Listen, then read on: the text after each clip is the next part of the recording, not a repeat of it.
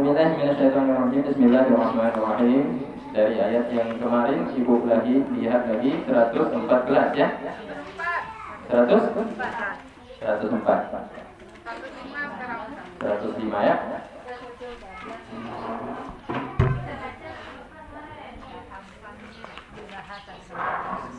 A'udzu billahi minasyaitonir rajim. Bismillahirrahmanirrahim.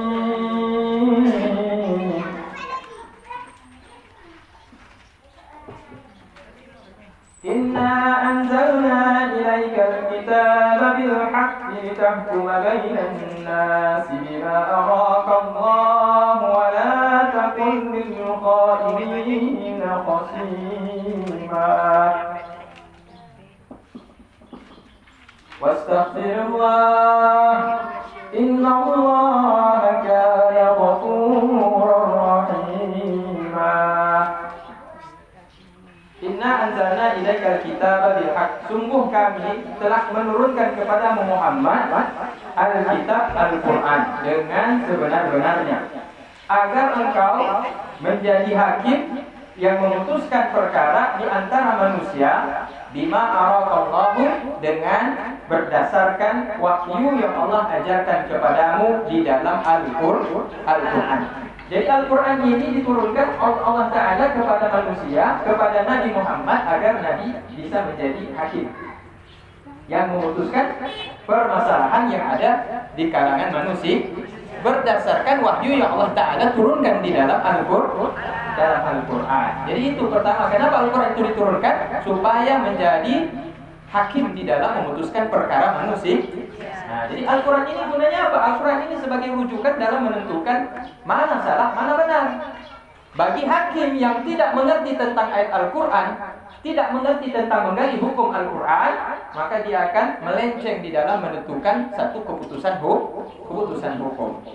Nah, ini yang bisa kita pahami, hakim posisinya berarti sama seperti Rasulullah sebagai hakim. Wala takul lil di situ ya. Wala takul lil kha'inina khasima. Janganlah engkau menjadi orang yang membela orang yang berkhianat. Ya, jangan engkau menjadi orang yang membela orang yang berkhianat. Nah, ini ayat ini diturunkan kepada yaitu seorang yang bernama Tu'mah. Nah, Tu'mah ini dia sahabat, masuk dalam kelompok kaum Ansar, penduduk asli kota Madinah yang menolong kaum muhajirin kota Makkah. Nah, Tu'mah ini dari Bani Zafar. Dia berasal dari suku Zafar. Saraka ad-dar'a, dia telah mencuri baju perang. Nah, dari rumah tetangganya yang bernama Qutadah. Nah, jadi pemilik baju perang itu namanya Qutadah. Jadi tetangganya itu yang punya baju perang dicuri oleh salah seorang kaum Ansar yang bernama Tu'mah. Nah, ketika dia mengambil baju perang milik Qutadah, tetangga rumahnya tersebut, makanya hati-hati tetangga itu ya. ini sahabat nih, ada kaum Ansar nih, dia curi juga nih. Nah, di dalam baju perang tersebut ada kantong yang berisi tepung.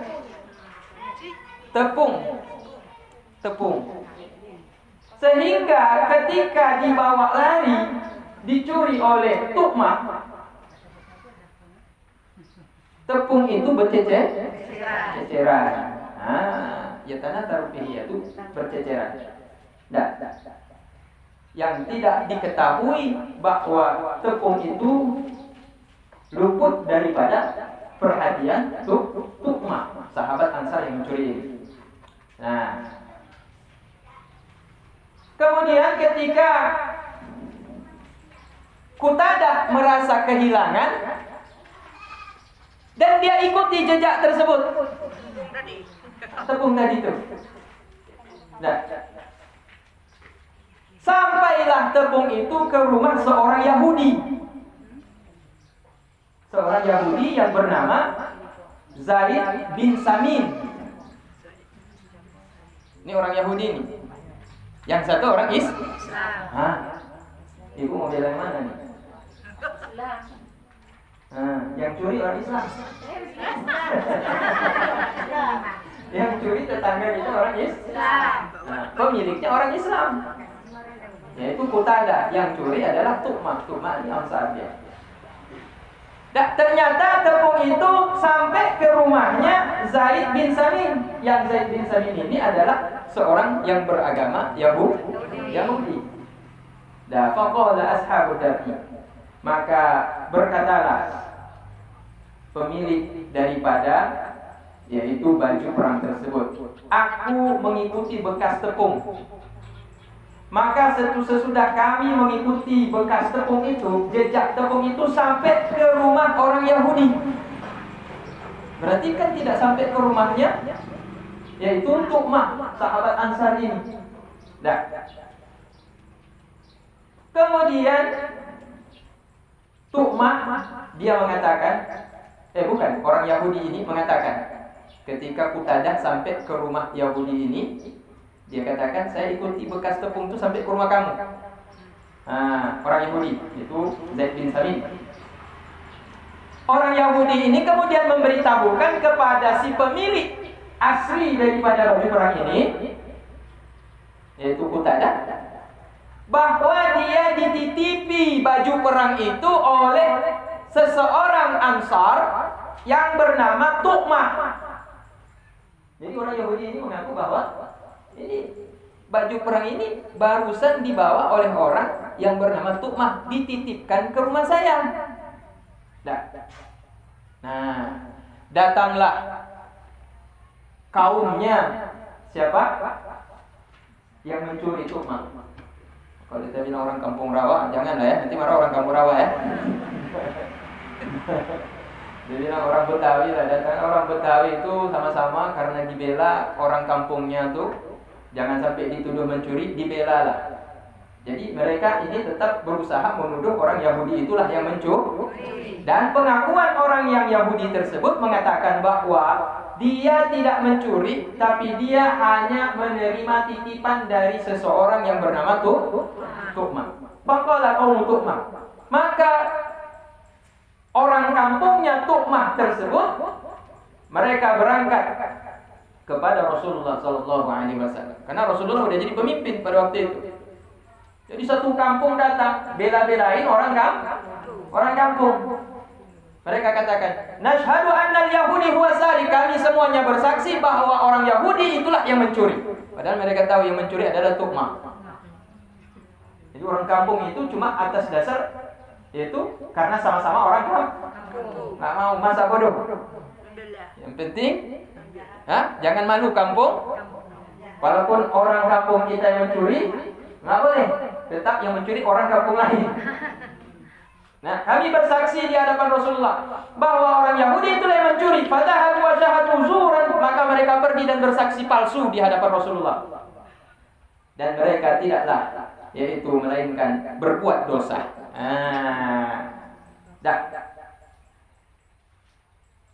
Maka turunlah ayat ini. Turun ayat ini, ayatnya surat 104 tersebut. Inna anzalna ilaikal kitaba bil haqqi. Sungguh kami telah turunkan kepadamu ya Muhammad Al-Quran dengan sebenar-benarnya, agar engkau menjadi hakim di antara manusia berdasarkan wahyu yang Allah turunkan kepadamu, dan janganlah engkau menjadi orang yang membela para pengkhianat meskipun dia sahabat Ansar. Jadi jangan bela mentang-mentang dia sahabat, jangan bela mentang-mentang dia orang muslim, jangan bela mentang-mentang dia satu kampung.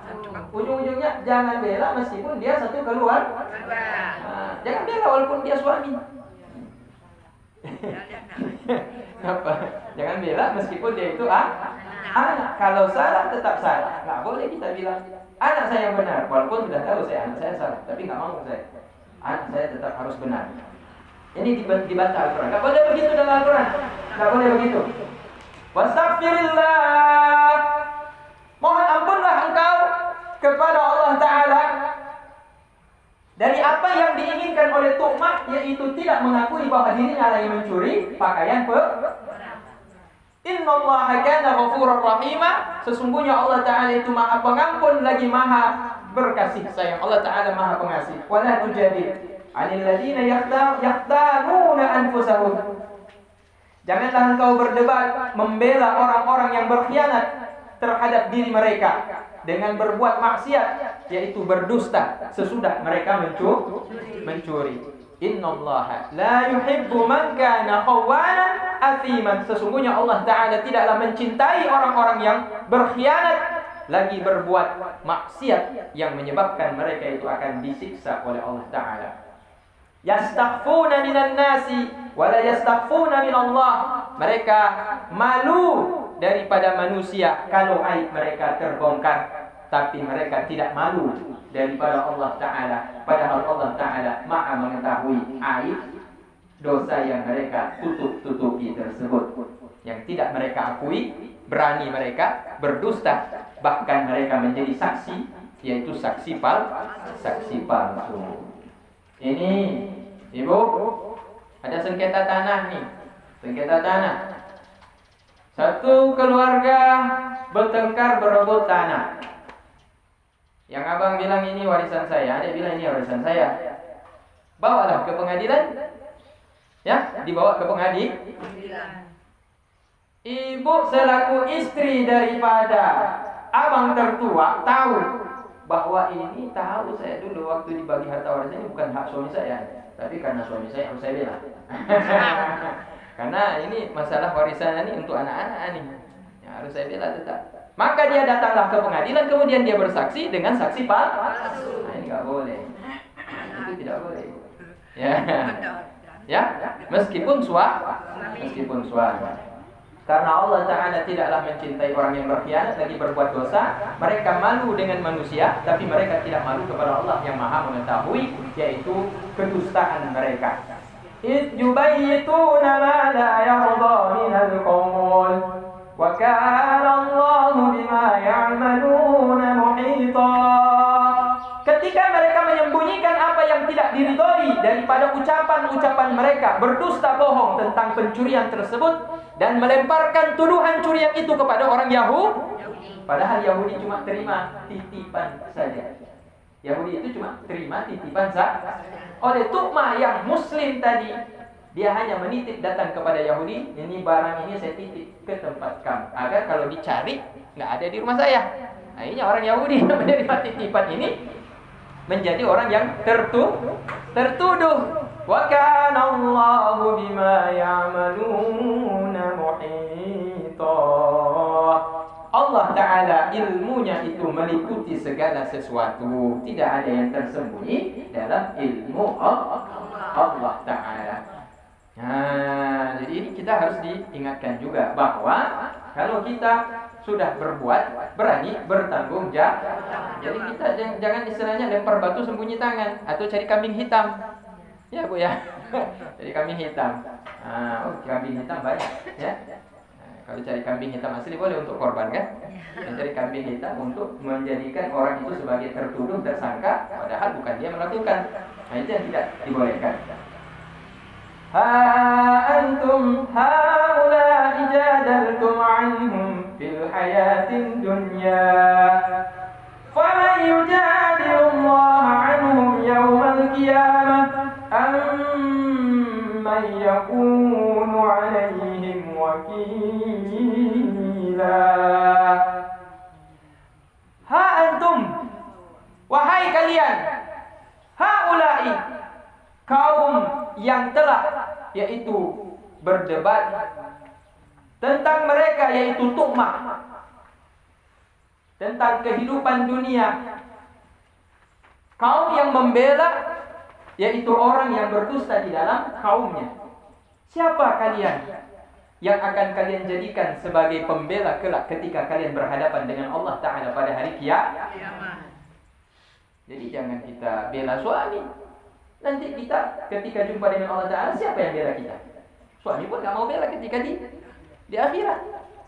Dulu kita bela habis-habisan kita suami kita, karena suami kita, ya karena suami walaupun berbohong saya tetap bela dia. Nanti ketika jumpa dengan Allah, apa suami kita akan bela kita? Enggak akan suami kita bela kita. Dia akan lepas tangan juga.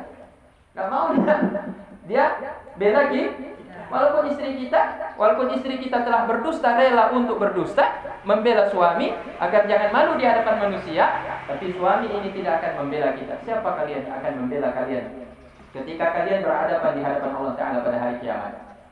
Amma yakunu alaihi wakila, ataukah orang yang telah menjadi orang yang diberikan, yaitu urusan mereka itu sebagai wali, tidak ada satupun yang dapat untuk membela diri mereka di hadapan Allah, di hadapan Allah Ta'ala.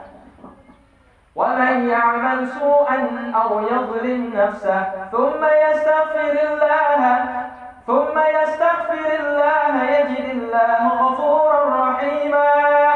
Barang siapa yang telah melakukan satu perbuatan dosa, yang dia melakukan perbuatan dosa tersebut seperti contohnya Tu'mah, sahabat dari kaum Ansar, yang melemparkan tuduhan curian itu kepada orang Yahudi, atau menganiaya diri sendiri dengan melakukan perbuatan dosa, kemudian dia mohon ampun kepada Allah Ta'ala. Artinya ampun di sini bertobat, niscaya pasti dia akan mendapatkan Allah Ta'ala itu Maha Pengampun bagi dirinya selama dia bertobat, lagi Maha Pengasih.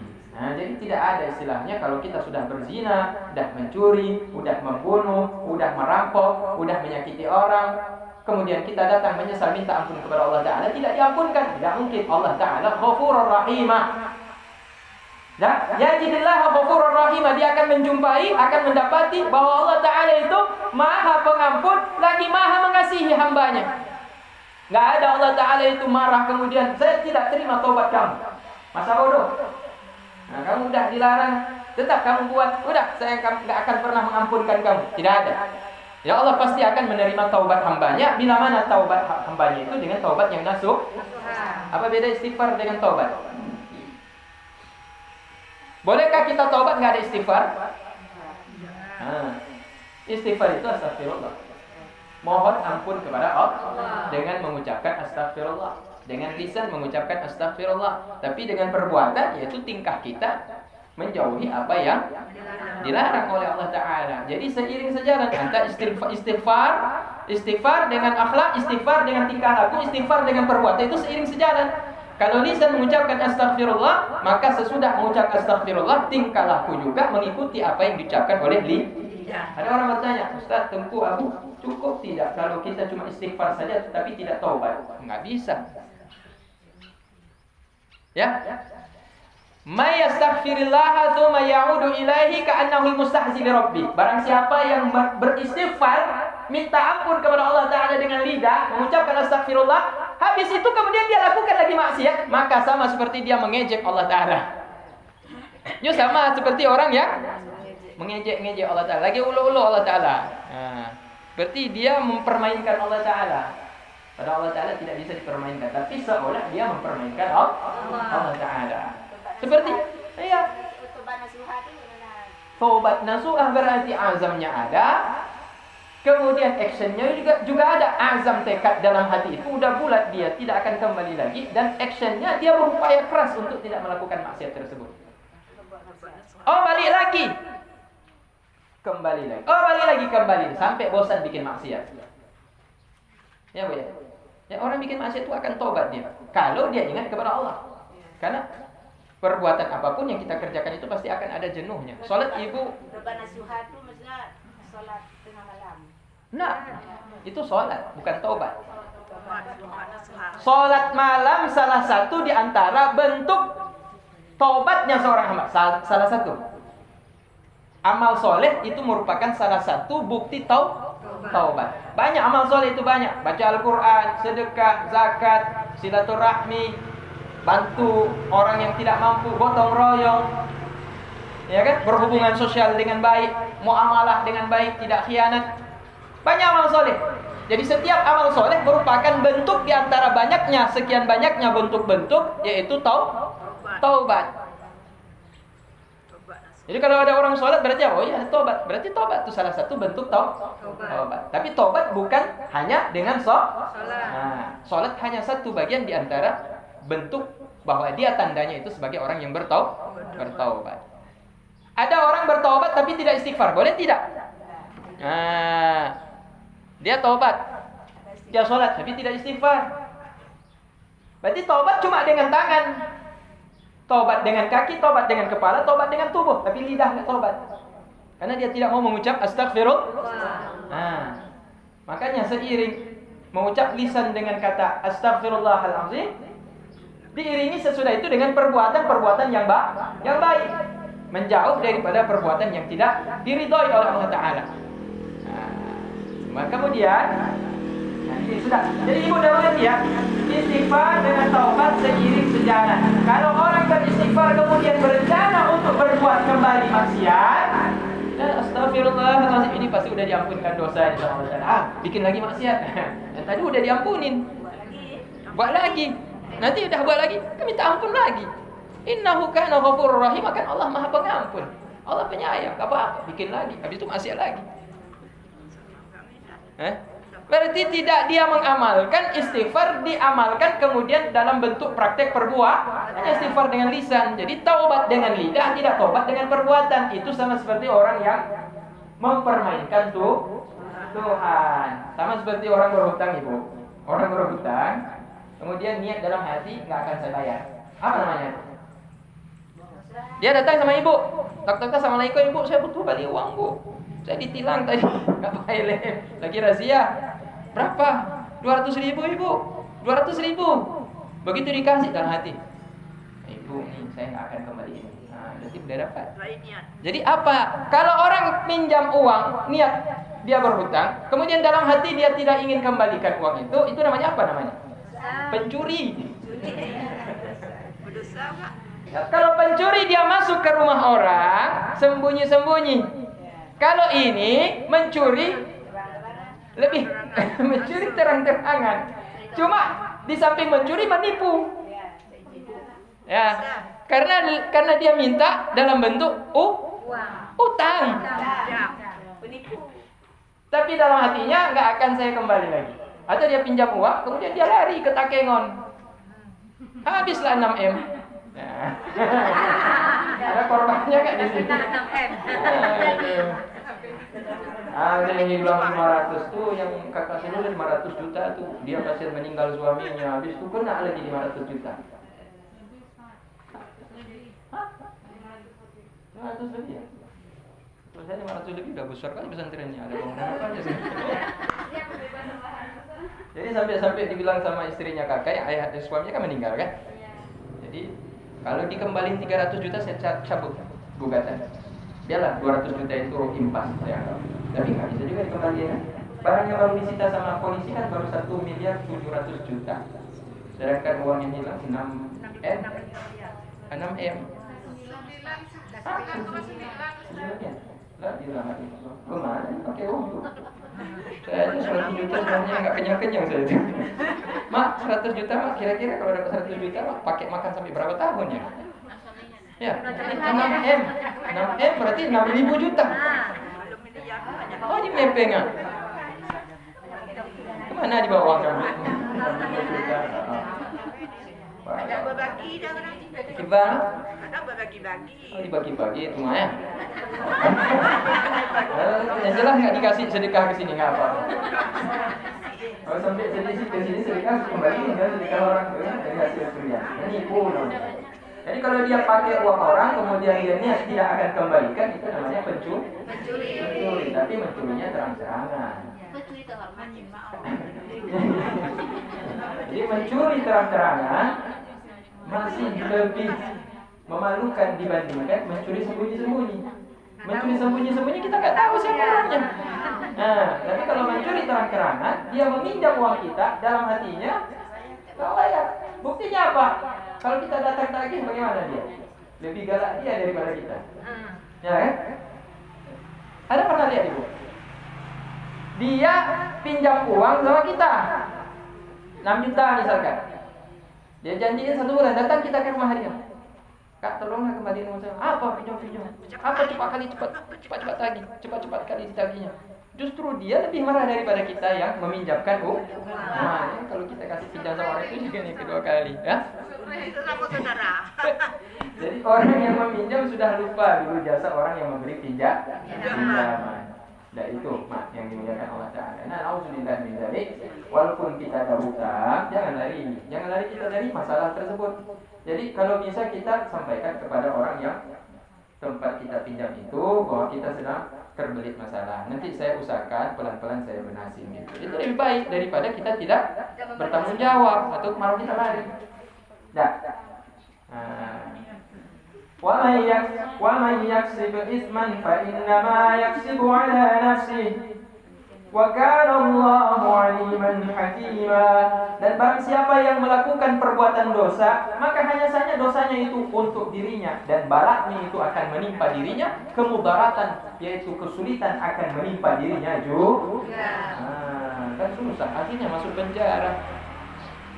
Suaminya bagaimana kasihan? Ya, akhirnya suami kan lari. Udah pulang. Bagaimana kasihan itu sekarang? Dilapor ke polisi, harus bertanggung jawab juga kan? Jadi pekerjaan jadi terbengkalai, istri masuk penjara. Jadi kesulitan yang akan menimpa dirinya kalau seandainya dia melakukan perbuatan dosa.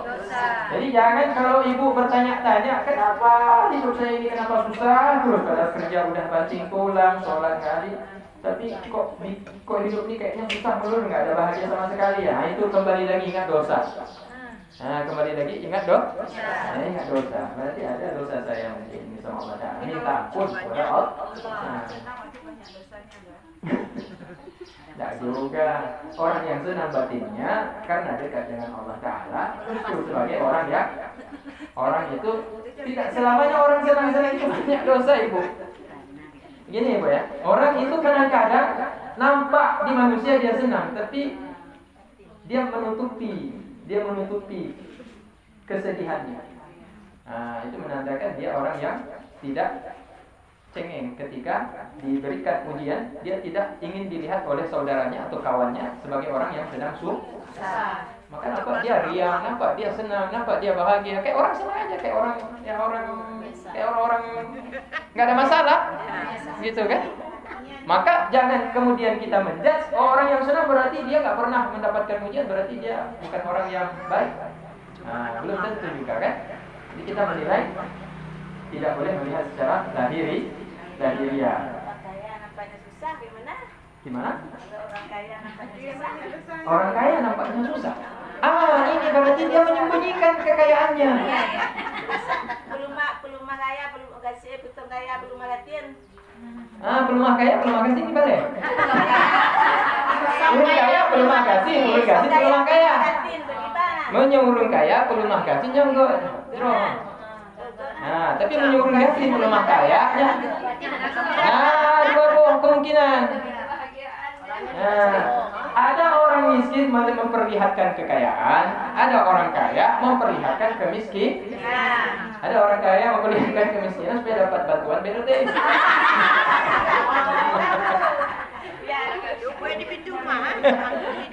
Tapi waktu mau ditempel stiker, orang kurang mampu udah malu dia.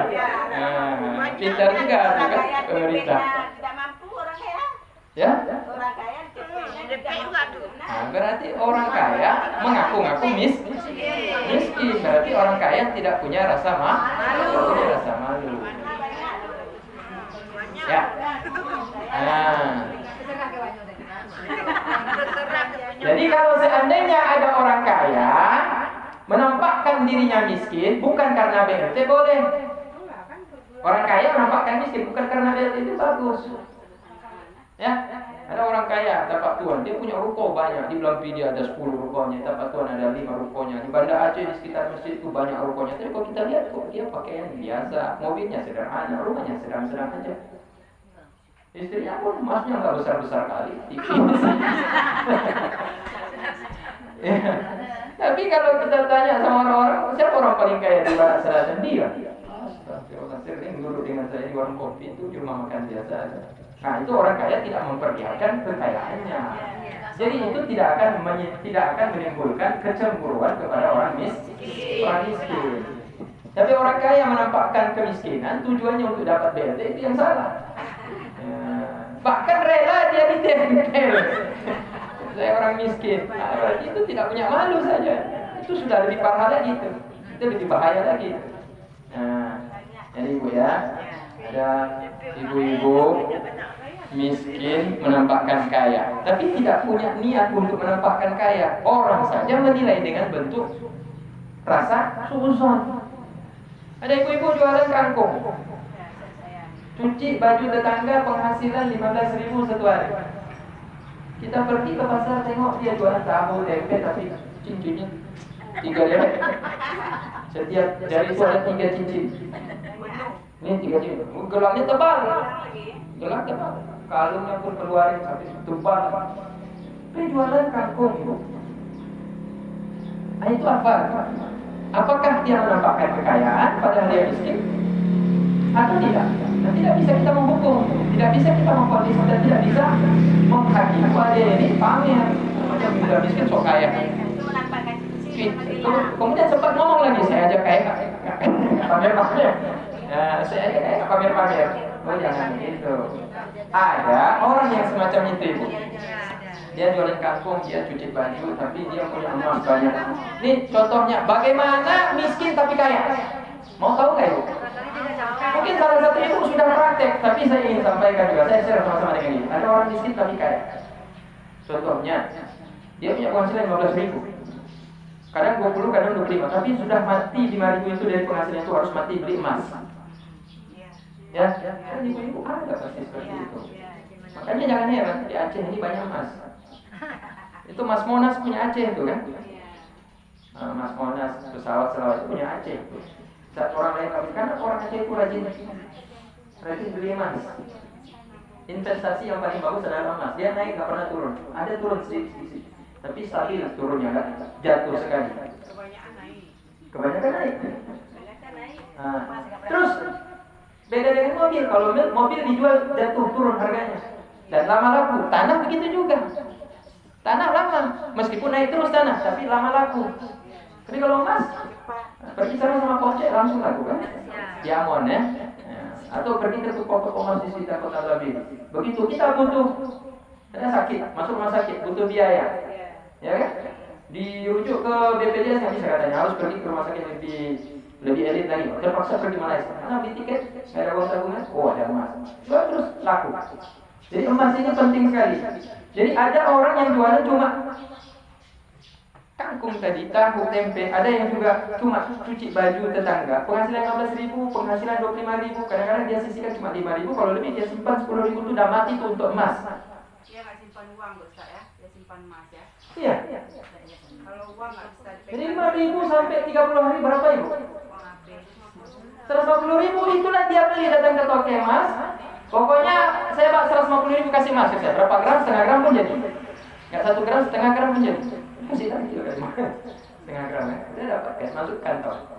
Bulan depan dapat lagi 150.000. Beli lagi 1 dan jadi 1 gram. Seterusnya. Ya, terkumpul 10 gram.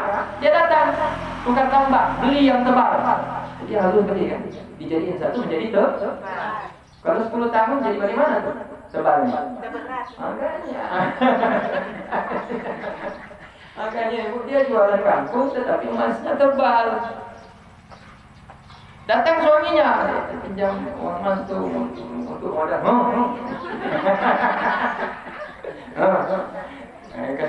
Ini makan ini tapi saya 10.000 nih, saya cari dia jualan kangkung nih.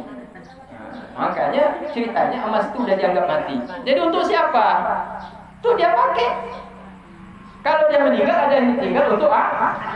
Jadi hanya berpikir untuk anaknya. Suami udah kawin lagi. Kalau ibu betul-betul ikhlas, Alhamdulillah, silahkan.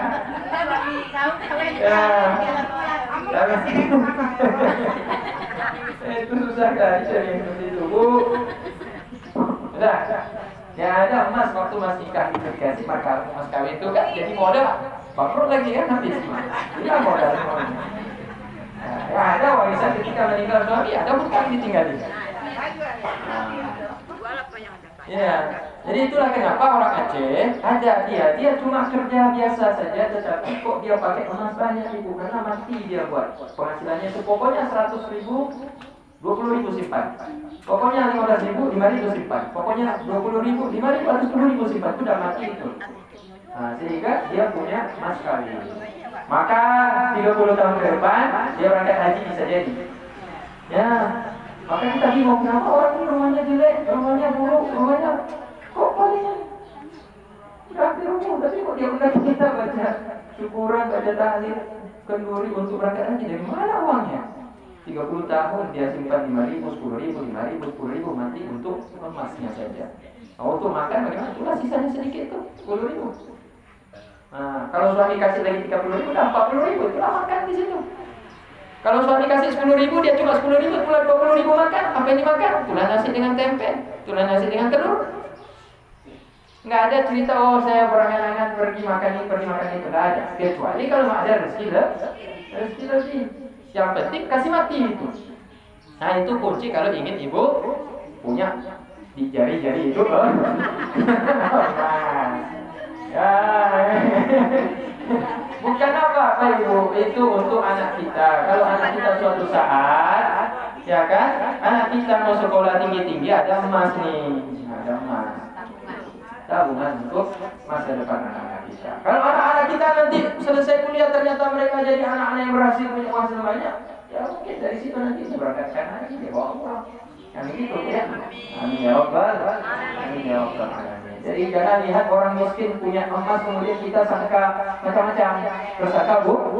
Oh, enggak tentu. Dia rajin menabung. Nah, barang siapa yang melakukan dosa maka hanya saja dosanya itu dia tanggung sendiri dan Allah Ta'ala maha mengetahui lagi maha bijaksana. Pastilah akan dibalas sesuai dengan perbuatan dosa besarnya. Wa may yaksib khati'atan aw ithman. Barang siapa yang melakukan kesalahan dosa atau dosa besar, dosa kecil dan dosa besar. Tsumma yarmi bihi bari'an. Kemudian dia melempar kepada orang lain dosa tersebut dan dia mengatakan bukan saya. Nah ini seperti contohnya tukmat tadi, dia curi tapi dia tuduh orang Yahudi. Dan orang Yahudi ini tidak mencuri, kasihan, dia cuma menerima titipan barang. Faqad ihtamala buhtanan wa ithman mubina. Maka sungguh dia telah melakukan perbuatan dosa yang besar. Bukan dosa kecil, tapi dosa besar. Nah, jadi menuduh orang lain mencuri padahal dia yang melakukan itu perbuatan dosa besar. Maka menuduh orang berzina padahal orang itu tidak berzina, itu termasuk juga perbuatan dosa besar. Jilid cambuk dia 100 kali. Nah, siapa yang menuduh orang tidak berzina tapi berzina itu akan dihukum dengan hukuman yang setimpal. Walaula fadlullahi 'alaika wa rahmatuhu lahammat ta'ifatun minhum ayyudilluka wa ma yudilluna illa anfusahum. Kalaulah bukan karunia Allah Ta'ala kepadamu ya Muhammad, kalau bukan karena karunia Allah Ta'ala kepadamu ya Muhammad, dan bukan karena rahmat kasih sayangmu dengan menjagamu, sungguh telah mengharapkan sekelompok orang di antara kaumnya Tu'mah yang tadi membela Tu'mah yang mencuri tadi itu. Mereka berharap engkau tersesat dan menyesatkanmu, padahal mereka tidaklah mampu menyesatkanmu, terkecuali mereka telah menyesatkan diri mereka sendiri.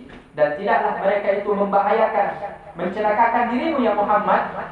Sedikit pun tidak pernah mereka bisa mencelakakanmu, menghasutmu untuk membela orang yang telah mencuri. Wa anzalallahu 'alaikal kitaba wal hikmah. Allah Ta'ala telah menurunkan kepadamu yaitu kitab suci Al-Quran sebagai pegangan dan hikmah yang terkandung di dalam Al-Quran. Wa 'allamaka ma lam takun ta'lam. Dan Allah telah mengajarkan kepadamu apa yang engkau tidak fahami tentang perkara yang gaib serta hukum-hukum yang terkandung di dalam Al-Quran. Wa kana fadlullahi 'alaika 'azima. Sungguh karunia Allah Ta'ala kepadamu ya Muhammad itu sangat agung. Jadi ini menandakan bahwa Allah Ta'ala menjaga Nabi kita Muhammad dalam memutuskan hukum melenceng daripada kebenaran. Jadi ismah Rasulullah Nabi dan Nabi itu maksud, Nabi itu dijaga daripada melakukan perbuatan dosa, termasuk di dalam memutuskan hukum. Meskipun yang menuduh mencuri ini kaum Ansar, orang Islam, dibela juga oleh orang kampungnya yang sama orang Muslim, yang dituduh mencuri justru orang Yahudi. Tapi Rasulullah mendapatkan kebenaran dan tidak, yaitu mengikuti hawa nafsu, membela yang salah. Yahudi kalau dia salah, orang Islam kalau dia salah tetap salah. Orang Yahudi kalau dia benar Tetapi halal. Jadi tidak bisa kita menyalahkan orang berdasarkan beda agama. Beda agama. Nah, la khayra fi katsirin min najwahum. Tidak ada kebaikan dalam kebanyakan apa yang mereka pertentangkan kepadamu ya Muhammad, yang mereka sampaikan, yang mereka adukan kepadamu ya Muhammad. Tidak ada sedikit pun kebaikan di dalamnya. Man amara bi shadaqatin aw ma'rufin illa man amara bi shadaqatin aw ma'rufin, terkecuali orang yang telah menganjurkan untuk bersedekah, berbuat baik atau islah, yaitu mengajak berdamai di antara sesama manusia. Tidak ada kebaikan melainkan kebaikan orang yang mengajak untuk bersedekah, berbuat baik dan juga berdamai di antara sesama manusia. Wa man yaf'al dzalika ibtigha'a mardatillahi fasawfa nu'tihi ajran 'azima. Barang siapa yang telah melakukan perbuatan yang diridhai oleh Allah Ta'ala tersebut, maka kami akan karuniakan kepadanya yaitu balasan pahala yang sangat besar.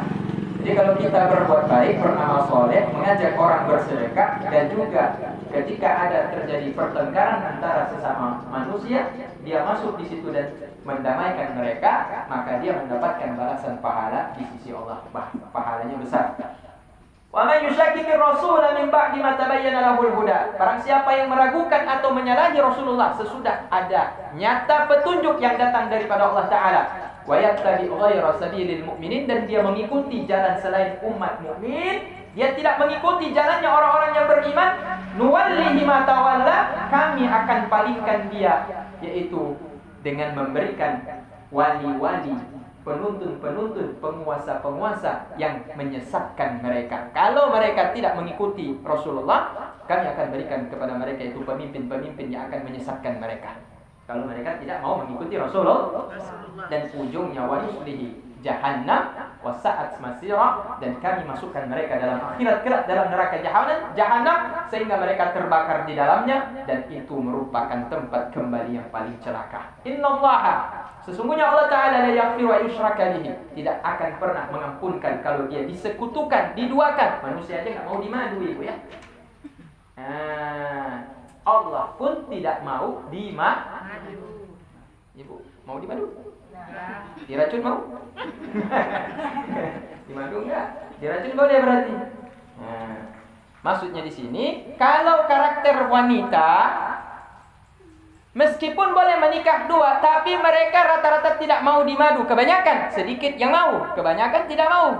Allah Ta'ala pun tidak mau diduakan dalam perkara ibadah. Nah, kalau orang berbuat musyrik, tidak mohon ampun dan tidak kembali bersyahadat dengan hanya menyembah, beribadah kepada Allah Ta'ala, tetap dalam perbuatan musyriknya, dia bertobat tetap berbuat musyrik, tidak akan pernah diampunkan oleh Allah Ta'ala. Maka orang itu akan celaka ketika meninggal dunia. Ini kayaknya abang saya ini udah tergila-gila dengan istri tetangganya. Apa? Saya pergilah nanti, pergi sama Pak dukunnya ada di Gunung Kong. Sampai ke sana bilang sama dukun Gunung Kong. Nanti ibu siapkan telur 1, ayam hitam 1, tali pocong 1, sama maaf ya, pakaian dalam dari perempuan yang ibu yakini itulah selingkuhan suami ibu. Jadi dia pergilah ke dapur perempuan itu, cari-cari kesempatan, diambillah pakaian dalamnya. Kemudian pergi ke kuburan, ditariklah gali kubur, diambil tali pocong, dipotonglah. Cari ayam hitam, beli telur, bawalah ke dukun di Gunung Kong. Mulai dijampi-jampi, hamra. Jadi itu si orang yang kena guna-guna itu, ya sakit ibu. Jadi sakit memang, minta ampun dia, minta ampun. Tapi yang selingkuhan itu dia pergi lagi ke dukun, lebih hebat. Ternyata dukun ini kan ada di atas langit, ada langit ya. Karena dia bilang, oh ini pasti yang kenain saya ini guna-gunanya pasti istri pertama. Karena dia tahu mungkin saya selingkuh. Dia pergi lagi ke dukun lebih hebat, kena lagi. Karena masing-masing minta perlindungan kepada saya. Saya nggak akan pernah kita kalah, nggak pernah kita akan menang. Karena di atas gunung, di atas apa lagi ada langit. Maka kalau kita ingin menang, mintalah pertolongan kepada Allah.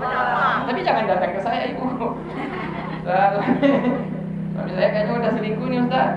Udah main kita nih Ustaz, bagaimana nih Ustaz? Tolong Ustaz rajah dulu. Nah, jadi Ibu pergi pertama minta sama Allah. Minta sama Allah Ta'ala. Mengadu dulu sama Allah Ta'ala. Ya, minta tolong sama Allah, mengadu sama Allah.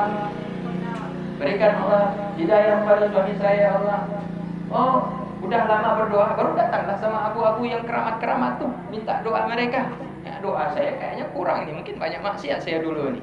Datanglah sama abu ini, datang sama abu, minta doa. Nah, insya Allah Allah akan berikan pertolongan. Ini jangan ke dukun ibu deh.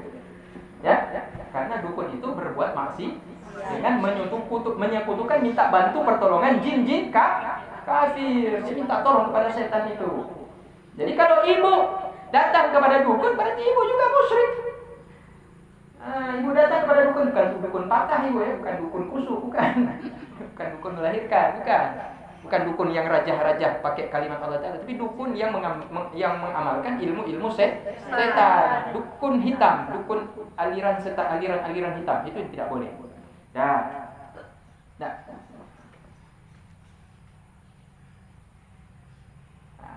Ini sampai kemana ini?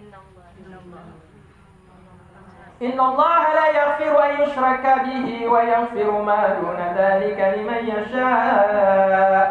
Sungguh Allah tidaklah mengampunkan bahwa dia disekutukan dengan selain Allah Ta'ala. Allah Ta'ala Maha mengampunkan selain dosa yang demikian tersebut bagi siapa yang Allah mau untuk memberikan ampun.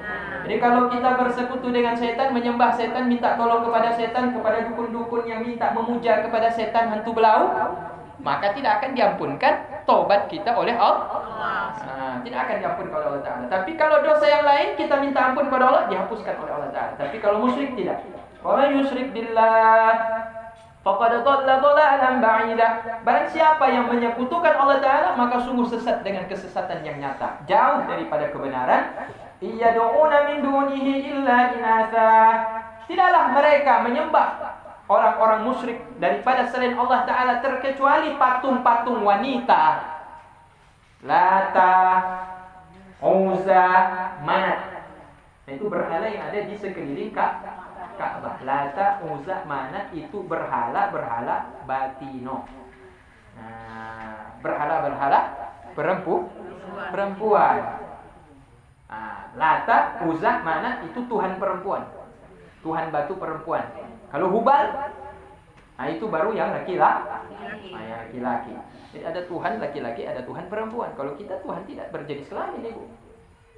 Tuhan kita tidak ada laki dan tidak ada perempuan. Tidak ada perempuan. Wa iyad'una illa syaitanan marida, dan tidaklah mereka menyembah dengan dalam beribadah kepada Tuhan-Tuhan tersebut selain Allah, melainkan itu adalah syaitan. Dan syaitan dan itu adalah iblis. Inilah makanya Ustaz Abdul Somad itu dimarahin sama pendeta-pendeta. Ya, karena dia viral itu di video ketika ditanya, Ustaz itu yang disembah itu di dalam gereja apa namanya tuh? Kan ada patung salib, Ustaz. Kemudian dibilang Ustaz Abdul Somad, itu sebenarnya mereka sembah tuh syaitan. Kan marah orang Kristen. Ternyata ini ada di dalam nih kan. Ini dalam ayat nih. Jadi jangan marah nanti mereka. Saya bilang ini bukan salib, itu berhala sana. Itu ada di kota Mekah dulu ketika masa Nabi masih belum membebaskan kota Mekah, masih dikuasai oleh orang-orang penyembah berhala. Bahkan dalam Ka'bah pun itu ada berhala-berhala besar. Itu Lata, Uzza, Manat, ada Hubal. Sekarang Ustaz. Ya udah enggak ada lagi. Itu ketika dibebaskan itu kan dihancurkan semuanya, Ibu. Dihancurkan semuanya sama Rasulullah SAW dan para sahabat, sehingga bersih, nggak ada lagi patung di dalam Ka'bah, nggak ada patung lagi di sekitaran Ka'bah mengelilingi tersebut. Nah, itu adalah iblis yang menyamar di dalamnya, yang membuat mereka itu terpesona sehingga mereka meyakini patung itu adalah Tuhan. Nah, itu Tuhan berhala. La'anahullah, semoga Allah Ta'ala menjauhkan dirinya daripada rahmatnya, kasih sayangnya. Wa qala, dan berkata syaitan, la'attakhidanna min ibadika nasiba. Sungguh kami akan menjadikan mereka untuk kami di antara hamba-hambamu sebagai bagian yang kecil. Jadi syaitan sudah berjanji ya Allah Ta'ala, kami akan berjuang sekuat kami untuk memasukkan kaum muslimin dan manusia masuk dalam kelompok kami, orang-orang yang sesat. Yaitu perjuangan setan adalah menyesatkan manusia. Makruh, yaitu bagian daripada kami, menjadi kelompok setan. Wala udillannahum, dan kami akan menyesatkan mereka daripada kebenaran dengan keraguan-raguan yang timbul dalam hati mereka. Wala umanniyannahum, kami akan masukkan dalam hati mereka itu tulul hayat, yaitu angan-angan yang sangat panjang. Dan mereka tidak akan ingat lagi hari kebangkitan dan hari pembalasan. Jadi yang dalam pikiran mereka ketika bangun tidur, pokoknya saya harus dapat itu rumah yang bagus lagi. Pokoknya harus dapat. Nah, yang terbayang ketika bangun itu bukan dia mencari ambil air wudhu untuk sholat. Bangun tidur, yang terbayang pokoknya harus dapat rumah. Sampai meninggal dunia lupa dia mati, lupa kebangkitan, lupa dia itu akan dihisab. Ya, semestinya kan seimbang. Ya, sholatlah dulu, mohon sama Allah, baru berusaha, kan gitu. Wala amrannahum fala yubattibunna adanal an'am, kami akan perintahkan mereka sehingga mereka memutuskan telinga-telinga hewan-hewan korban. Apa maksudnya? Kami perintahkan mereka dan kami suruh mereka untuk memutuskan telinga-telinga hewan. Itu dulu Ibu, orang Arab penyembah berhala, mereka kalau mau sembelih korban, telinganya itu dipotong dikasih ke berhala. Jadi itu hewan-hewan, ada hewan yang tidak dikorban. Misalkan ada hewan-hewan berkeliaran, ada telinganya udah terpotong, udah buntung telinganya, itu berarti itu sudah dijadikan sebagai sesembahan untuk berhala-berhala mereka. Jadi itu kebiasaan zaman dahulu. Makanya di dalam korban kita umat muslim tidak boleh ada kambing yang terpotong telinga. Jadi kalau kita beli kambing kemudian kita korban, telinganya terpotong, itu hanya sedekah, tidak jatuh sebagai kurban. Jatuh sedekah biasa saja, pahalanya dapat tapi sedikit. Tapi pahala kurban lebih banyak. Makanya pilih korban itu hewannya itu yang sempurna, tidak terpotong tanduknya, tidak terputus telinganya, tidak terpotong ekornya, tidak buta matanya, tidak pincang kakinya, dan tidak ada sakit-sakit yang parah nyata pada tubuh hewan ternak tersebut. Baik domba kah, kambing kah, sapi, kerbau, dan onta. Kambing umur berapa tahun Ibu? 2 tahun. Kalau domba umur 1 tahun. Kalau sapi umur 2 tahun. Kalau onta umur 5 tahun. Ya. Ada Ibu berkorban kambing umur 1 tahun? Domba boleh, kambing jangan. Kambing harus 2 tahun, genap 2 tahun masuk tahun ketiga. Gitu juga kalau Ibu beli kerbau, jangan ditipu sama tukang jualan kerbau. Kerbau umur 2 tahun. Jadi Ibu harus bawa orang yang lain lagi. Jangan kena tipu sama jualan kerbau tuh. Nanti dibilang ini kerbau udah 2 tahun nih. Padahal 2 tahun kurang 2 hari. Belum sah. Berarti nggak jatuh korban. Niatnya dapat, korbannya nggak dapat. Kita nggak tahu sama penjual. Iya. Penjual kata 2 tahun. Makanya korbannya tidak sah. Pahala jatuh pahala sedekah. Karena tidak dapat syarat Ibu. Tidak memenuhi syarat. Apapun syarat itu menjadi penentu sah tidaknya sah sesuatu. Sekarang saya tanya Ibu ya. Ada laki-laki semi perempuan. Artinya ada laki-laki dia menyerupai ada perempuan menyerupai laki-laki zaman sekarang. Dia suntik inilah, operasi segala macam. Jadi laki-laki dia. Udah nikah dengan anak gadis kita, udah ijab kabul.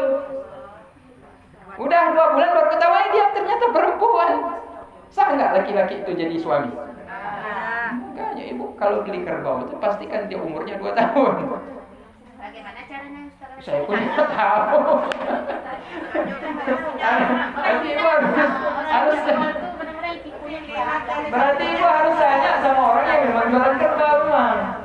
Bawa orang satu kampung yang orang kampung yang memang pakar bilang kerbau. Kalau dilihat dari itu Ustaz ya. Nah itu saya makanya saya katakan sama Kakak. Ajak orang yang memang tahu memang umur kerbau tadi itu. Jadi jangan nanti kita kena tipu sama penjual kerbau. Ini kan mungkin ada dia tidak mau pikir, yang pikir dia hanya dapat uang. Masalah dosa, masa bodoh. 2 tahun, 20 tahun. Hah. Dah sampai 2 tahun. Wah. Lada dan dua. Boleh nggak apa-apa. Tapi kalau nanti datang orang lain bilang apa nih, nanya kalau silam. Yakin lah kalau silam. Belum terlalu buat konnya. Nah, berarti ibu harus cari lagi sama yang jualan tuh, kalau pas nih. Saya ragu walaupun kamu bilang ini udah yakin, saya ini ahli juga, dibilang enggak nih.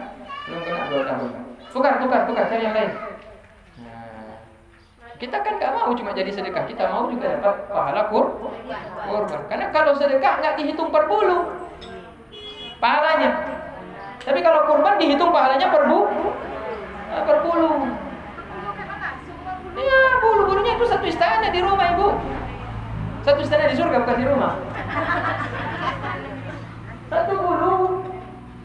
Nah, satu bulunya kerbau, satu bulunya lembu, satu bulunya kambing, onta dan domba itu bernilai satu istana. Misalnya kan sapi itu 7 orang, gimana bagi bulu? Ya bagi 7. Jadi kalau bulunya itu ada 100.000, 100.000 bagi 7 orang. Misalnya ganjil gimana? Gak pas gitu. Ganjil siapa yang paling ikhlas dikasih lebih nanti. Tingkat kesempurnaan ikhlasnya dia dapat lebih nanti kan. Ya, gimana? Ini sudah bicara masalah korban, sudah lanjut. Ya, lanjut silahkan. Masih momen. Masih ada waktu ibu, 10 menit lagi udah selesai. 15. Ya. Jadi misalkan kita kan mau berkorban. Kan sunahnya kita nggak boleh potong rambut, potong putih, potong 10 hari. Ya. Jadi yang nggak boleh itu untuk yang diniatkan atau kita yang mau berkorban, kita sendiri untuk diri sendiri. Kita kan lihat ini suami nih, misalnya kita berkorban untuk suami aja yang nggak boleh potong, atau dengan istrinya juga nggak boleh. Kan niatnya kita bersama. Oh. Yang beli kambing siapa? Suami istri. Yang beli kambing suami istri. Niatnya suami. Enggak boleh. Gini. Kambing itu hanya untuk 1 orang. Ya. Kambing ibu kalau beli 1 kambing berarti hanya untuk 1 orang. Tapi uang kambing beli kambing itu punya istri dan suami. Harga kambing 1,5 juta. Kata istri, Bang, tadi kambing untuk korban. Nanti 750 gimana? Lo nanti 750 Bang. Berapa itu? Kak, dari kumpulin 1 juta. Belilah 1 ekor kambing. Sedangkan 1 kambing itu untuk 1 orang. Pahalanya dari siapa? Harus ada yang mengalah. Ya itu berarti yang mengalah. Tapi suami nggak boleh potong. Yang nggak boleh potong. Berarti nggak boleh potong kukunya, nggak boleh potong rambutnya, nggak boleh potong kumisnya, jenggotnya, brewoknya. Kalau istrinya nggak apa-apa. Istrinya nggak apa-apa. Kalau kita nggak tahu gimana Ustaz? Karena kambing itu hanya diniatkan boleh untuk korban hanya untuk 1 orang. Meskipun itu uang suami dan istri dikumpulin disatuin, harus kita tentukan ini siapa duluan yang mau berkorban. Kata si adik istri, abang kan udah tahun lalu, saya kan belum. Kata abang ya udahlah, mula-mula tahun ini. Ya, berarti istri yang tidak boleh potong rambut. Potong kuku nggak boleh, potong rambut nggak boleh. Kenapa? Karena bukan diharamkan tapi makruh. Ya. Kalau kita Jadi nggak dilarang. tahu, Ustaz, Gimana? kalau kita nggak tahu, kita kan ada korban. Jadi kita nggak tahu maksudnya. Enggak, makruh di sini difahami dulu, bukan haram. Sama seperti makan jengkol. Nah, makan terus, tapi makruh dilarang. Cuma tidak diberikan hukuman. Cuma yang tersiksa ternyata suami nanti masuk kamar mandi kan. Makan jengkol kan bau. Disemprot dengan minyak wangi pun tetap terasa baunya. Ya. Jadi apa? Kalau seandainya dipotong juga kukunya, dipotong rambutnya juga, berarti dia tidak mendapatkan keutamaan yaitu pahala dihitung setiap kuku, rambut dan bulu yang ada pada tubuh yang berkorban itu dinilai juga pahala oleh Allah Subhanahu wa taala. Jadi bukan cuma saja bulu-bulu daripada hewan korbannya dinilai pahala. Itulah hikmahnya. Kenapa ibu dilarang potong rambut? Ya karena kalau saya potong pahalanya cuma pahala bulu-bulu dan kukunya. Kambing tuh saya nggak dihitung bulu-bulu saya, rambut saya nggak dihitung, kuku saya nggak dihitung. Tapi kalau seandainya kita masih juga utuh, sabar ibu, tanggal 1 potong, tanggal 10 udah habis sembelih baru potong. Ustaz, kalau rambut rontok sendiri nggak apa-apa? Wah nggak apa. Kalau seandainya kita nggak tahu, Kalau untuk orang tua, Ya. kita kasih ke orang tua, niat orang tua, kita sama kuku. Ah ini kalau niat untuk orang tua, ini ibu ya. Yang berkorban tetap dihitung ibu. Ya, bukan ayah yang berkorban. Misalkan niatkan ke mama udah meninggal nih. Saya mau korban, saya niatkan untuk mama saya udah meninggal dunia. Maka mungkin perintah jangan potong kuku yang udah dalam kubur. Ya kan? Berarti kita kambing itu tetap nama kita. Nah, jadi kalau seandainya ibu takut untuk menyembelih, wakilkan kepada suami. Suami juga nggak bisa potong kambing. Wakilkan ke abang juga. Pokoknya kepada siapa saja wakilkan. Tapi wakilkan karena saya niatkan untuk mak saya berarti nanti sembelihnya atas nama mak saya. Enggak. Jadi bagaimana cara? Nah, bagaimana caranya? Caranya, karena ini orang udah meninggal nih, nggak mungkin kita bilang jangan potong rambutnya. Kan niat tadi, Tetap niat atas nama kita yang membeli. Sementara kita dalam hati tetap kita niatkan, ya Allah, pahala kambing ini, korban kambing ini saya ikhlas untuk niatkan, hadiahkan kepada ibu saya, Huzaimah binti Zainal. itu niatnya kapan, Ustaz? Niat ketika beli. Ya, Kalau ketika beli tidak sempat niat, maka ketika sembelih. Jadi kita niat dalam hati, saya yang sembelih tapi pahala ini saya hadiahkan untuk mak saya. Sebutkan nama orang tua itu akan sampai kepada orang tua.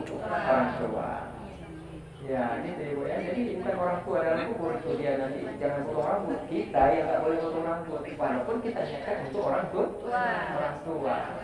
Kan kayak Ustaz bilang kan saya anaknya niatkan orang tua tapi tak atas nama anaknya.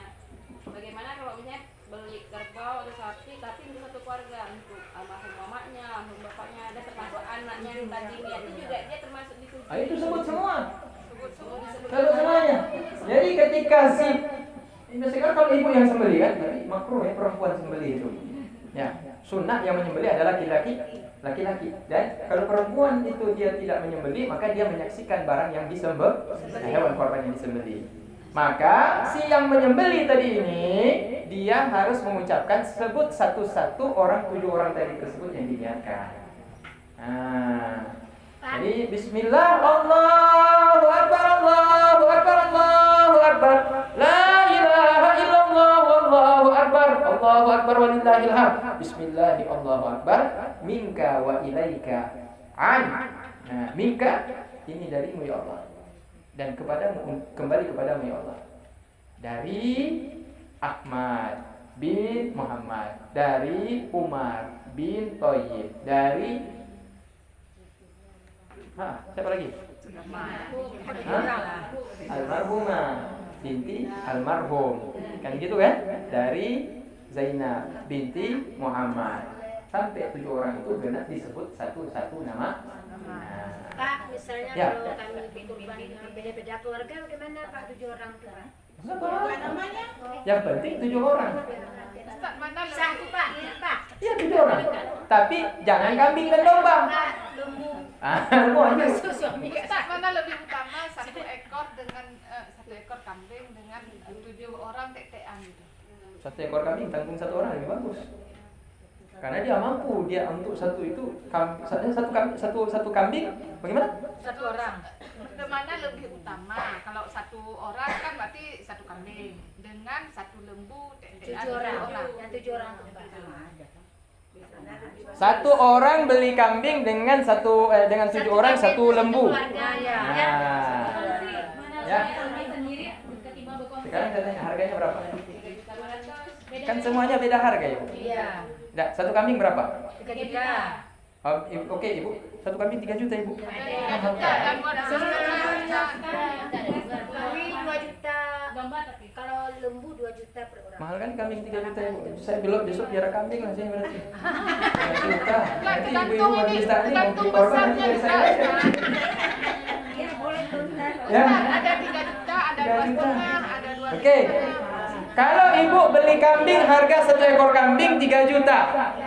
Ibu korban 1 orang untuk 1 ekor kambing dengan harga 3 juta. Atau ibu pilih 1 ekor sapi yang harga sapi berapa? macam-macam. Ibu ambil yang harga berapa? Ada 21. 21 juta, oke? 1 ekor lembu bernilai 21 juta dibagi 7, berarti 1 orang berapa keluar uang? 3 juta juga. 3 juta juga 3 kali 7. Sama pahalanya. Oh gitu. Sama pahalanya karena uang dikeluarkan sama. Karena uang nilai yang dikeluarkan sama. Oh, jangan saya kerbau, berarti saya lebih besar pahalanya. Lihat nilainya berapa yang telah diusahakan. Kan kalau kita kurban tuh nanti kan itu jadi kendaraan kita. Betul, Jadi kambing kalau- pun seperti itu. Jadi kalau 7 orang nanti bonceng-bonceng gitu. Kan naik mobil lain. Jadi ibu meskipun kita berkorban dengan gotong royong membeli 1 ekor kerbau, bukan berarti ibu nanti besok cuma naik kepalanya doang, yang satu cuma naik kakinya doang, yang satu cuma naik ekornya doang, enggak. Yang itu cuma dapat apa? Dapat tanduknya doang nanti. Enggak, tapi dia tetap berubah menjadi hewan korban sebagaimana yang dia beli ketika berada di dunia. Jadi ada riwayat, ada seorang sahabat, bukan sahabat ya, orang soleh. 15 menit lagi maghrib. Iya. Ya, ini selesai. Ada 15 orang. 15. Bukan, ada seorang soleh dalam kisah ini. Dia kemudian ibu mau lihat orang mati. Ibu caranya seperti ini. Kalau ibu ingin lihat orang mati, orang udah mati itu bagaimana nasibnya? Ya, tapi nggak semuanya dikabulkan, ada yang dapat. Saya sudah buktikan. Dia penasaran dengan sahabatnya itu yang orang miskin. Tapi setiap tahun dia selalu beli kambing untuk dia korban. Walaupun dia miskin, tapi dia selalu siapkan uang setiap tahun, pokoknya dia harus korban. Jadi ketika meninggal dunia penasaran dia apa yang dia dapat. Jadi dia mandi taubat, kemudian dia sholat sunnah malam, dia sholat sunnah taubat malam, kemudian tidur dalam keadaan masih suci, tidak batal wudhu. Sebelum tidur dia berdoa kepada Allah, Allahumma arini akhi fil manam, ya Allah, mimpikan kepadaku saudaraku itu ya Allah dalam tidurku. Tiba-tiba ketika dia tidur, dia lihat suasana udah kiamat. Dia bangkit dari kubur, dia baru keluar dari kubur, dia lihat saudaranya itu naik di atas kuda warna abu-abu, sementara di sekelilingnya itu banyak sekali kuda-kuda yang lain. Kemudian dia panggil, "Hei, mau kemana kamu?" Dia bilang, "Saya mau pergi ke sana." "Itu kuda-kuda siapa?" "Ini kuda abu-abu, inilah korban pertamaku." "Kuda-kuda yang di samping banyak itu apa?" "Ini korban-korban yang lain yang aku sembelih tiap tahun." "Terus mau kemana engkau? Apa yang kau dapatkan?" "Allah memberi ampun kepadaku karena 1 dirham yang aku sedekahkan kepada orang wanita miskin yang meminta-minta." "Terus kamu mau pergi kemana dengan kencang seperti ini?" "Aku mau menuju ke dalam surga." Begitu dia menghilang, terbangunlah dia dari tidurnya. Besoknya dia langsung cari uang, dia beli korban. Jadi ini cerita itu tidaklah kita menyembelih kerbau jadi kerbau di sana, bukan. Bisa jadi kuda. Mungkin bisa jadi hewan yang kita tidak bayangkan, mungkin bisa jadi burak. Dan hanya Allah Ta'ala yang tahu bagaimana bentuk hewan yang menggantikan korban kita ketika kendaraan kita berada di akhirat. Jadi apa lagi, Bu? Begini, kita kan bisa beli hewan kurban. Di kampung kita kan banyak nih yang berkurban. Ya. Jadi kita kirimkanlah hewan kurban ini ke yang lebih membutuhkan. Ya. Boleh. Ya, boleh. Nah, jadi hewan yang kita beli kemudian kita kirim ke tempat lain itu sebenarnya ada khilaf di antara ulama, tapi ada yang membolehkan. Kalau berlebihan di tempat situ, Misalkan kita orang kampung ini, kita beli kambing, kemudian kita mau cerita dari kambing banyak di kampung sana, kayaknya belum banyak nih. Ini kan, Nah. adik kan sering dia kan ada masuk ACT itu. Iya. ACT cepat tanggap tuh kan. Iya. Jadi orang tuh kirim ke itu kan ada akadnya juga tuh. Iya. Jauh lah, Iya. luar negeri ya gitu kan. Iya. Nanti memang kita akadnya melalui HP itu kan. Oh, ibu transfer uang. Ya kan? Enggak transfer hewannya. Kalau ibu transfer hewannya yang saya jelaskan tadi itu di situ ada perbedaan pendapat karena ada pendapat mengatakan tidak boleh hewan yang sudah dibeli di kampung itu dikirim ke kampung yang lain. Uang. Gitu. Ada juga yang membolehkan, tapi di situ terjadi perdebatan di situ. Kita mau aman bagaimana? Kalau ibu ingin sembelih di tempat lain, transfer aja uang.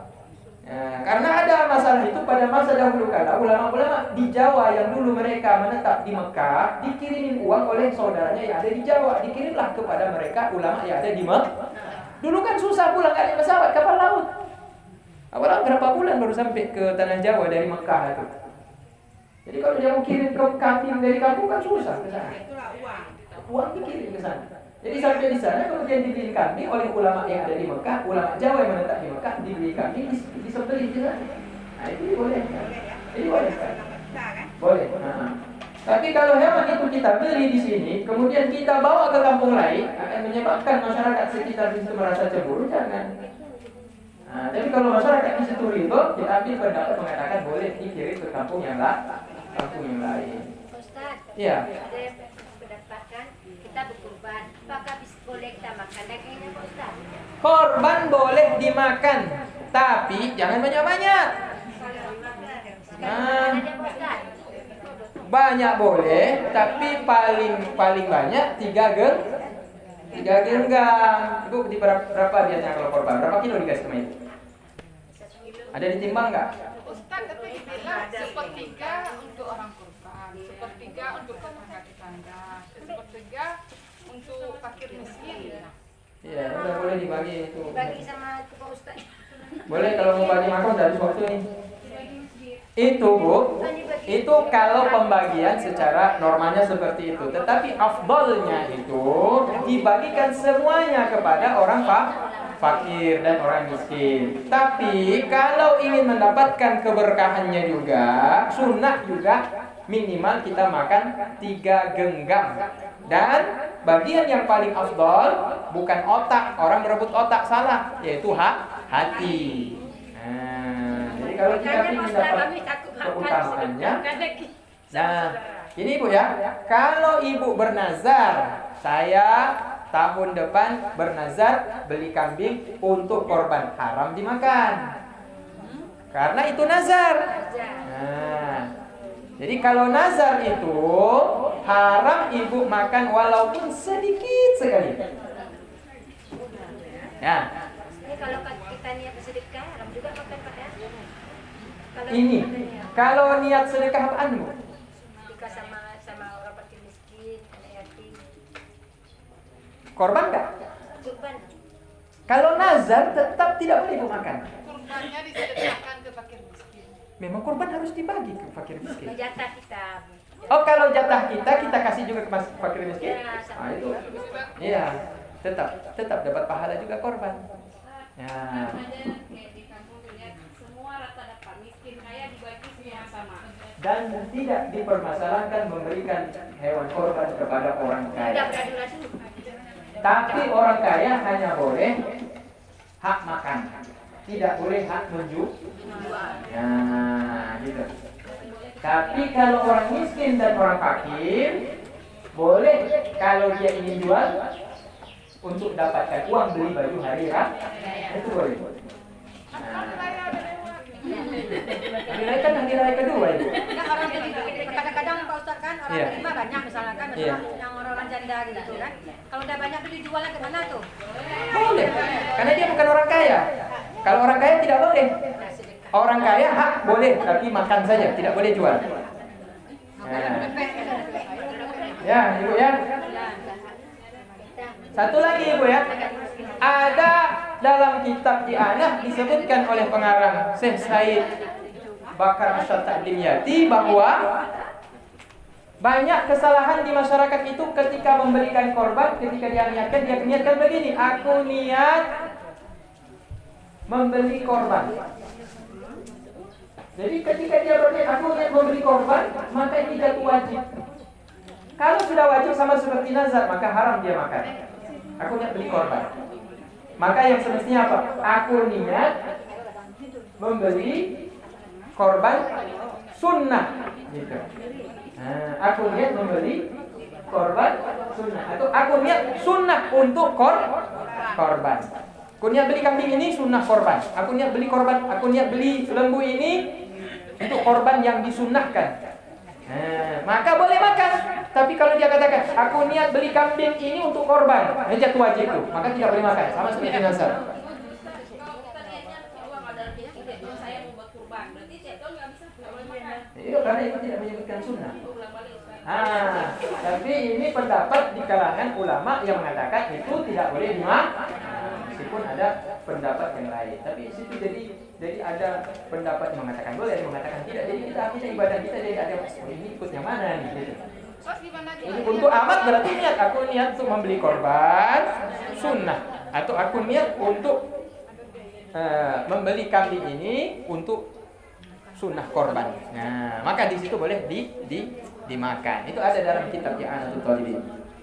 Nah, itulah kebanyakan masyarakat awam ketika dia beli dia tidak tahu hukum. Nah, silakan Ibu. Anaknya udah meninggal. Ya. Mamanya kan masih hidup sama ayahnya. Mamanya ini mau mengkurban untuk anak ini yang tidak boleh potong rambut sama pipit itu siapa? Yang beli. Oh, ayahnya bukan. Ayahnya bisa nggak?